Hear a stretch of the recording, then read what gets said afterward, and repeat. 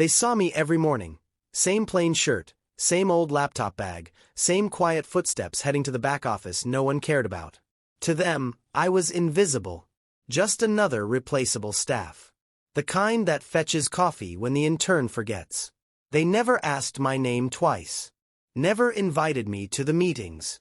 Never saw the fire I kept hidden behind my stillness.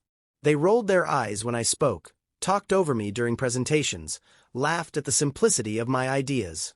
I heard them whisper, "He's too soft. He's just IT. Why is he even here? He'll never make it past this floor." And maybe they were right, from their limited view. Because what they didn't know was that while they mocked me during lunch breaks, I was holding confidential meetings in the boardroom under a different name. While they fought for promotions, I was restructuring departments for my penthouse office downtown. While they pushed me aside, I was the one quietly signing off on their salaries, every single month. They thought I was a nobody, but I owned the name on the building they walked past every single morning. I let them believe I was beneath them, because I wasn't ready to reveal who I really was. Not yet, but the time is coming. And when the mask finally falls, they won't just regret the way they treated me. They'll beg for mercy they'll never get. 3 years ago, I made a decision that changed everything. The company was bleeding, talent walking out, investors pulling back, and the board too arrogant to see they were driving it into the ground. But I saw potential buried beneath the chaos. Not just in the company, but in the people they ignored. So I bought a controlling stake. Quietly. Under a shell name that didn't trace back to me. Because I didn't want headlines. I wanted truth. I needed to see the rot with my own eyes, feel the tension in the walls, hear the lies in the break room, and witness firsthand who was building the company, and who was slowly destroying it. So I became Aaron. Just another IT guy with a basic degree, a forgettable face, and a desk nobody visited. I traded my tailored suits for wrinkled shirts, left my penthouse behind for a one-bedroom apartment with flickering lights. I arrived 5 minutes early and left an hour late, took blame I didn't deserve, and watched as people I was paying treated me like I was nothing. They called me slow, told me to stay in my lane, laughed when I suggested better systems, deleted my name from credit lists. One even told me, "You're lucky we even hired you." But I kept showing up. Every day. Silently building. Silently watching. Because they had no idea that the man fixing their servers by day was the same man rewriting their future by night. And here's the twist they never saw coming.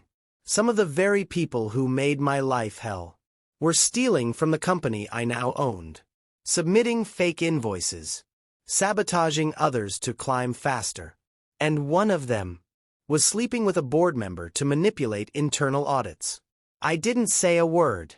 Not yet. Because revenge tastes better when it's slow-cooked and served cold, with receipts. That was when I met Daniel, the man they called a natural leader, though all I saw was a bully in a fitted suit. He ruled with fear, not respect. Walked through the office like a god among mortals, barking orders, slamming doors, humiliating anyone who dared to speak without permission. And me. He hated me on sight. To him, I was a glitch in the system. Too calm, too composed, too unbothered by his barking. He mocked the way I dressed, the way I stayed silent in meetings, the way I actually listened instead of bragging. He once said, loud enough for the whole floor to hear, "Why do we keep charity cases like this? He's not an asset, he's background noise." I said nothing, not because I was weak, but because I wanted to see what a man like Daniel would do when he thought no one was watching. And he didn't disappoint. Then came Clara, the woman who almost fooled me. HR officer, smart, warm smile, always offering help when no one else would. She brought me lunch when I forgot mine. Listened when I had questions. For a moment, I thought I'd found someone different, someone genuine. Until she started dating Daniel. And almost overnight, she turned into someone else. She stopped smiling. Started ignoring. Then came the rumors. She whispered lies into the right ears. Said I was lazy, unreliable, a possible security risk. She filed performance reports that never reflected my work. She even leaked an edited clip of me raising my voice during a server crash, making it seem like I was unhinged. I was called into disciplinary meetings, interrogated, humiliated, and every time, she sat across from me with eyes that didn't blink. And all the while, I sat with a calmness they mistook for defeat. They thought they were breaking me down. But what they didn't know was that I was documenting everything. The emails, the messages, the surveillance logs, the access records, the forged evaluations, all backed up and time-stamped. They thought they were burying me, but I was building the case that would bury them. And the most painful part? Clara wasn't just following Daniel's lead. She was the one feeding him targets. I wasn't the first life she tried to ruin, but I'd be the last one she'd ever get the chance to. They didn't just push me down. They made sure I stayed there. Every chance they got, they humiliated me. Not just in silence, but in front of everyone. It was like a ritual. If something went wrong, a bug in the system, a delayed update, a missing file, Daniel didn't ask questions. He blamed me publicly, loudly. He'd bang the desk in meetings and say things like, "I don't know why we're still feeding this liability." And Clara, she always backed him. With that fake, polished smile, she'd nod and add her signature phrases like, "We'll need to put that in Aaron's file again." Even when it wasn't my project. Even when I wasn't even on the team. Even when I had stayed up all night fixing problems they caused. Once, during a system upgrade, Daniel deliberately swapped the file paths in the shared drive. And when the code broke, he marched into the office, ripped the paper from my desk, and yelled in front of everyone, "This is why you'll never grow beyond entry level. You break things and hide behind excuses." He knew exactly what he was doing. And so did Clara. She tampered with my time logs to make it look like I was showing up late. Filed HR warnings I never got to see. Blocked my promotion requests and flagged my performance as inconsistent. But they didn't stop with me. There was Grace, a brilliant junior analyst who built an AI module from scratch. Daniel took it, presented it to the board as his idea, and when she spoke up, he told her, "If you ever want to work in this industry again, you'll stay quiet." She left a month later. No goodbye, no reference, just silence. And Michael, the janitor who once corrected a wiring fault no one else could fix. They laughed about it at the Friday briefing, called him the mop technician. Clara made him stand in front of the entire admin team to explain why it's important not to overstep your role. He didn't show up to work the next day. And me. I was the joke that never got. At the annual retreat, they gave out fake awards for fun. Daniel handed me a plastic toy crown labeled, "King of Mistakes. At least he's consistent," grinning face with smiling eyes. The room erupted. I stood there, crown on my head, glass in my hand, pretending to laugh with them. But inside, something shifted. They thought they were breaking me. What they didn't know was that I was watching, recording, collecting every lie, every stolen idea, every fabricated report. They thought I was a fool they could walk over. But I was the man about to own the very ground beneath their feet. The silence they mocked was the silence of a storm they couldn't hear coming. But what they didn't know was that the quiet man they mocked in the hallway was the one who wrote the code their entire company ran on. Every login, every payroll file, every internal communication system. All of it ran on architecture I designed long before I ever walked in as Aaron. They thought I was beneath them. But without me, the entire machine would collapse. What they also didn't know was that the name I used, the one printed on my ID badge, the one Clara used when filing complaints, wasn't just some random alias.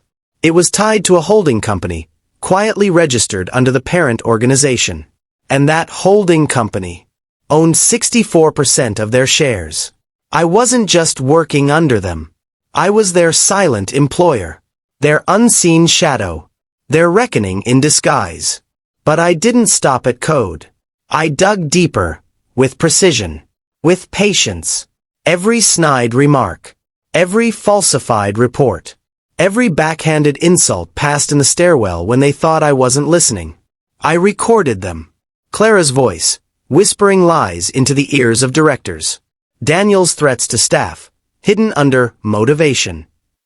Screenshots. Audio files. CCTV backups. I didn't just store them. I archived them. Categorized them. Built a timeline so damning, not even their lawyers would touch it. And here's the twist. They were so busy trying to destroy me.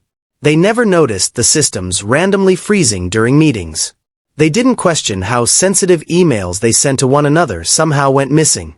Or why old HR cases began mysteriously reopening behind closed doors. Because while they thought they were in control, I had already started pulling threads from the inside. Every step they took to tear me down was another nail in the coffin they were unknowingly building for themselves. I didn't need to scream. I didn't need to threaten. I just needed to wait. Because truth always makes its way to the surface. And when it did, it wasn't going to whisper. It was going to burn. The board sent out a memo. A new CEO would be visiting all branches, someone powerful, someone brilliant, someone who would reshape the entire company from the top down. The rumors spread like wildfire. People whispered in corners, speculating names they'd only heard in headlines. Some said it was a billionaire from Europe with a tech empire. Others said it was a genius investor from Silicon Valley, someone ruthless, someone untouchable. No one even imagined it could be me. The morning of the visit, the office was spotless. People wore their best suits. Daniel straightened his tie 5 times.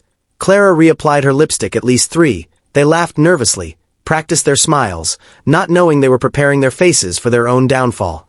When the elevator doors opened and I stepped out, dressed in a fitted navy suit, sharp as silence, flanked by 2 legal advisors and head of corporate security, the air in the room shifted instantly.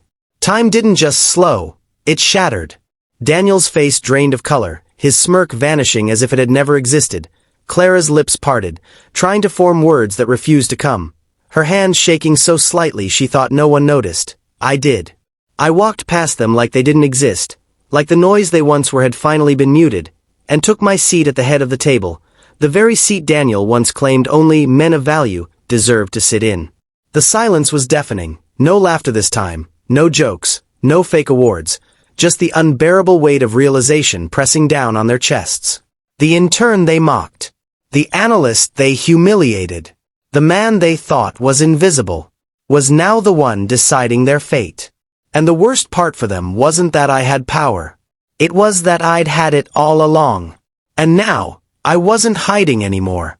Daniel's lips parted but no words came out, his eyes wide, frantic, searching the room like maybe someone would save him, like maybe this was a dream he could wake up from. I didn't flinch. I didn't blink. I simply sat at the head of the table, the chair he once said I'd never be worthy of, and placed a thick file in front of him, leather-bound, marked confidential, heavy with the weight of everything he thought would stay buried. He stared at it like it might explode. And in a way, it would. Inside were records. Not rumors, not guesses, but hard evidence. Fabricated expense reports with numbers that didn't add up. Vendor invoices that led back to his cousin's shell company. Screenshots of messages where he bullied junior staff into silence, threatened to blacklist them if they spoke up, told one intern she'd never work in the city again, unless she deleted her complaint. His hand trembled as he flipped the first page. And I watched the confidence drain from his face like blood leaving a corpse. Then Clara shifted in her seat, forcing a smile that didn't reach her eyes, her voice a whisper dressed in guilt. Aaron. I mean, Mr. Gray. We were just doing our jobs. Before she could finish, I slid another folder toward her. Thinner, neater, but deadlier. Because this one was personal. Leaked chats. Office memos she thought were deleted. Voice recordings where she said my name like it was dirt in her mouth. Mocking me, fabricating stories, planning the steps to get me fired. Telling someone in HR, he's too quiet, too soft. No one will believe him anyway. I watched her face crumble as she heard her own voice echo from the speaker I placed gently on the table. No escape. No edits. No more pretending. The room was silent. But the silence was loud. It carried years of humiliation, buried pain, sleepless nights, and swallowed pride. But now, all of it was standing on the table between us. Unapologetic. Undeniable. And just like that, the predators became the prey. They didn't know it yet. But this wasn't the worst part. Because I wasn't here for revenge alone. I was here for reckoning. And this was just the beginning. I didn't raise my voice, I didn't need to, because the silence in that room was louder than any scream could ever be. I simply turned to the board, met each one of their eyes without flinching, and said the words that made every heart drop at once. These are the people you trusted to lead in my absence. No anger, no theatrics, just truth heavy enough to suffocate. The board shifted, uncomfortably papers were shuffled, someone cleared their throat, but no one defended Daniel. No one stood for Clara. They had built their reputations on power and pretense, and now it was all unraveling in front of the very people they once tried to impress. Security entered without a word. It wasn't a scene. It was a reckoning. Clara's hands shook as she tried to gather her things. Daniel stood frozen for a moment. Like his legs had forgotten how to move, both were escorted out quietly, but it wasn't the silence of grace. It was the silence of disgrace. But I wasn't done, not even close. This wasn't just about revenge, it was about restoration. I walked back into that same office floor they once made feel like a battlefield, and called a staff meeting not to intimidate but to honor. I promoted the janitor, Michael, the same man who once saw me coughing in a corner and brought me water without asking, the same man they laughed at for speaking with an accent. He now leads facility operations across 3 branches. I gave raises to the quiet ones who stayed late without complaining, the ones who didn't chase attention but held the company together when no one else was watching. I gave them bonuses with handwritten notes that said, "I saw you." Even when they didn't. I reopened closed doors. I cleared out toxic policies. I wiped the slate clean. I didn't just remove the rot. I rebuilt the foundation. Because they tried to break me from the inside. So I made sure they watched as I rebuilt everything. From the inside out. And as for me, I didn't just stay CEO, I became the storm they never saw coming. I didn't need to announce it with headlines or parade through the halls with security behind me. No, I changed the game silently, the same way I endured silently. Now when I walk through those corridors, the same ones where they used to whisper behind my back, where they laughed at my shoes and ignored my presence, people stand straighter, conversations pause, eyes follow with a mixture of respect and fear. They don't see the quiet analyst anymore. They don't see the man who once sat alone at lunch or stayed behind after hours fixing systems they broke. They see something else now, something they can't quite explain. Because now they know. The man they overlooked. The man they tried to break. The man they once called useless. Was the one writing their fate behind closed doors. And every step I take through that building is a reminder that power doesn't always roar, sometimes it waits. Sometimes it watches, and when the time is right it rises without warning. Now they greet me with practiced smiles, but their eyes carry the weight of memory. They remember what they did, and they wonder if I remember too. I do. I remember everything. Because the quietest man in the room might not just own the building. He might own the future they're still praying for. And the next time they think about disrespecting silence, they'll think of me. Months passed, and the company soared higher than ever. New investors came in, innovation sparked in every corner, and the culture changed from fear to fire. People were no longer afraid to speak. They were inspired to build, and I watched it all unfold from my office window with a quiet pride they used to call weakness. But then one morning an email landed in my inbox. The sender's name stopped me for a second. Clara Woods. Subject line: request for consideration. She said she'd been job hunting for months, said the industry was colder than she expected, said she missed the structure and values of our company now, and asked if there was room for someone who's learned from their mistakes. She even ended it with, "You always saw potential in people others overlooked. I'm hoping you'll see mine now." I stared at the message for a long time, not out of anger, not out of pain, just reflection. She was right about one thing: I did see potential in people. I also saw who they became when they thought no one was watching.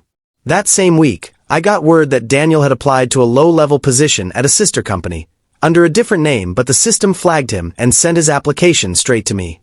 I didn't reply to either of them. I didn't need to. Because some doors don't close with anger.